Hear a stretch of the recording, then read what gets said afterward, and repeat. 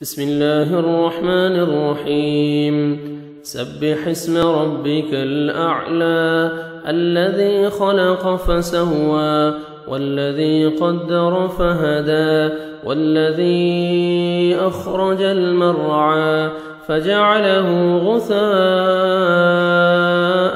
أحوى سنقرئك فلا تنسى إلا ما شاء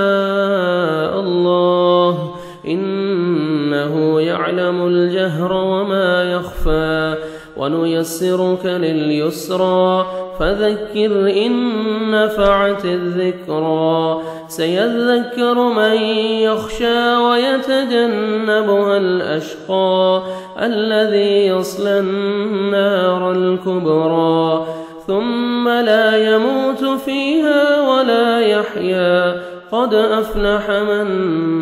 تزكى وذكر اسم ربه فصلى بل تؤثرون الحياة الدنيا والآخرة خير